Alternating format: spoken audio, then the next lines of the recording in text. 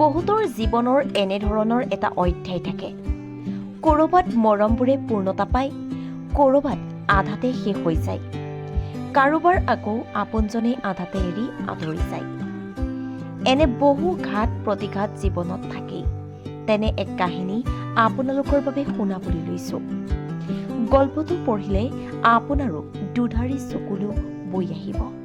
আহক যাওঁ কাহিনীৰ মাজলৈ।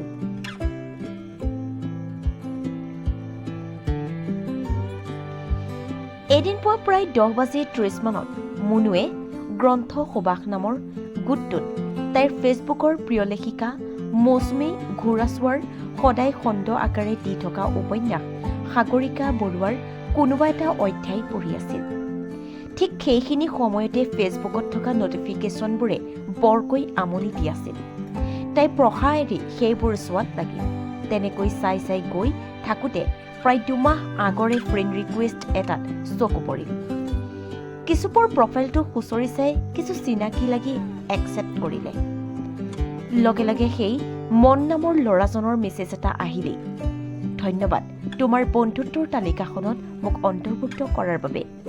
লগতে ক'লে, সম্পূৰ্ণ 2 মাহৰ পিছত একচেপ্ট কৰিলা, এয়া তোমাৰ ইগ' নে আন কিবা? মেছেজটো তাই চালে যদিও ৰিপ্লাই নকৰি আকৌ পঢ়াত লাগিল। কিছুপৰ পিছত আকৌ মেছেজ এটা আহিল, হাই কি খবৰ, তুমি ৰিপ্লাই নিদিয়া যে? অন্ততঃ আমি চিনাকি হ'ব পাৰোঁ ন? এইবাৰ মুনুৱে ৰিপ্লাই কৰিলে, মোৰ খবৰ ভাল, আৰু তোমাৰ? এনেকৈ 2-এটা কথা পাতি তাই নিজৰ কামত ব্যস্ত হৈ গ'ল। এনেকৈ আৰম্ভণি হৈছিল মন আৰু মনৰ বন্ধুত্ব। মনে সদায় পুৱা আবেলি মুনুক নিজে মেছেজ কৰিছিল। মুনুৱে কেতিয়াবা উত্তৰ দিছিল আৰু কেতিয়াবা নিদিছিল। তথাপিও মনে তাইক মেছেজ কৰিব এৰা নাছিল। প্ৰথম অৱস্থাত তাই ইমান গুৰুত্ব দিয়া নাছিল যদিও পিছলৈ যেনে তাৰ উপস্থিতি তাইৰ যেন ভাল লগা হৈ আহিব ধৰিলে। তাইৰ সদায় পুৱাটোৰ আৰম্ভণি যেন তাৰ পৰা হৈছিল। গুড মৰ্ণিং, গুড নাইট, কি কৰিছা, ভালে আছানে? লাহে লাহে কথাবোৰ বাঢ়ি আহিব ধৰিলে। সিহঁতৰ ফোন নাম্বাৰো সালসলনি হ'ল। মন তেতিয়া প্ৰাইভেট বেংক এটাৰ একাউণ্টেণ্ট আছিল আৰু মুনু BA 5th চেমৰ ছাত্ৰী আছিল। এই কৰ্ম ব্যস্ততাবোৰৰ মাজতো দিনটোত সিহঁতৰ যথেষ্ট পৰিমাণে কথা বতৰা হৈছিল। সঁচা কথা ক'বলৈ গ'লে সিহঁতৰ মাজত প্ৰেম নামৰ ফুলপাহ ফুলি উঠিছিল। তেতিয়ালৈকে কিন্তু সিহঁতৰ কেতিয়াও দেখাদেখি হোৱা নাছিল। এনেদৰেই সম্পৰ্কটো একো আউল নলগাকৈ চলি গৈ আছিল। এদিন সিহঁতে কথা পাতি ইজনে সিজনক লগ কৰিলে, ভাল লগা বেয়া লগাবোৰ জানিলে, একেলগে হোটেলত বহি খোৱা বোৱা কৰিলে। ইটোৱে সিটোৰ লগত পাৰ কৰা সময়বোৰ যেন সঁচাকৈ পৃথিৱীৰ আটাইতকৈ সুখী মানুহ সিহঁত। এনেকৈয়ে আৰু সিহঁতৰ ভালপোৱা মৰমবোৰ বাঢ়ি আহিব ধৰিলে। ইমানখিনিলৈকে সকলোবোৰ ঠিকে চলি আছিল। সময়ত সিহঁতৰ ঘৰত কথাবোৰ গম পালে। প্ৰথম অৱস্থাত কথাবোৰ এখন ঘৰতো মানি লোৱা নাছিল, কাৰণ সিহঁতৰ জাতিগত সমস্যাই কিছু পৰিমাণে দেখা দিছিল। হ'লেও সন্তানৰ সুখৰ বাবে সকলো কথা দুয়োৰে মাক দেউতাকে মানিবলৈ সাজু হৈছিল। কিন্তু সময়ৰ পাকচক্ৰত আউল লাগিছিল সিহঁতৰ দুয়োৰে মাজতহে। লাহে লাহে যেন মন সলনি হ'বলৈ ধৰিলে। মুনুক মনে সময় নিদিয়া হ'ল। সুধিলে কয়, জানাইচোন প্ৰাইভেট চাকৰি, সময় বেছিকৈ দিব লাগে। তোমাক ইমান সময় কেনেকৈ দিওঁ, অলপতো বুজি পোৱা।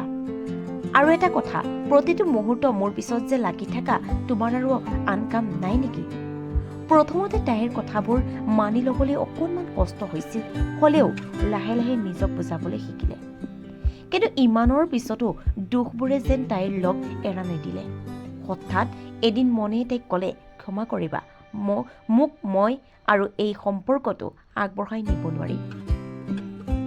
আচলতে তুমি মোৰ প্ৰেম নাছিলা, মাথো মোৰ দুচকুৰ ভাল লগাহে আছিলা। মানে বুজি পাইছে চাগৈ কি ক'ব বিচাৰিছো। I like you but I love you ন', এইটো কেতিয়াও হ'ব নোৱাৰে। তুমি মোক বেয়া নাপাবা, মই তোমাক দুখ দিলোঁ। এতিয়া আৰু আমি একেলগে নাথাকোঁ দিয়া, যিহেতুকে মই তোমাৰ লগত সুখী হ'ব পৰা নাই।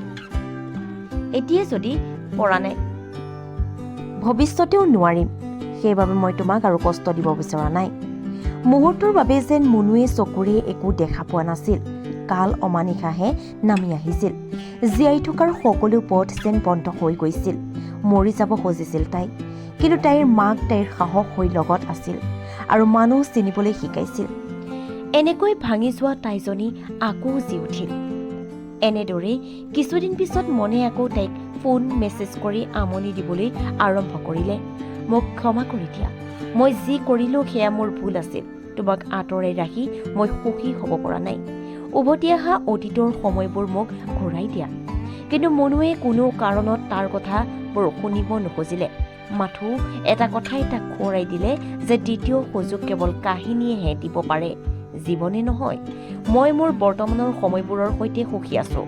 কোনে কয় প্ৰেম জীৱনত এবাৰহে হয়? ভালপোৱা যদি সঁচা হয়, প্ৰেম আকৌ হ'ব পাৰে। মই মোৰ প্ৰেমৰ সৈতে সুখী আছোঁ, য'ত মই জনী আকৌ হেৰাই যোৱাৰ ভয় নাই। যাৰ হৃদয়ত মোৰ প্ৰতি মৰম দেখিছোঁ, যোনে মোক ভাল পায়, আজীৱন মোৰ লগত থাকিব, মই তেওঁৰ সৈতেহে থাকিব বিচাৰোঁ। প্ৰতাৰণা কৰি আঁতৰি যোৱাজনৰ সৈতে নহয়। কাৰণ মন গ'ল লগত থাকিব বিচাৰিবা, মন যাব আকৌ আঁতৰি যাবা। এনেকৈতো আৰু ভাল পোৱা নহয়। য'ত মৰম নাই, ভৰসা নাই, তাত মই কাষত থকাৰ মোৰ কোনো অভিপ্ৰায়ো নাই। মুখা পিন্ধা মানুহবোৰৰ সৈতে।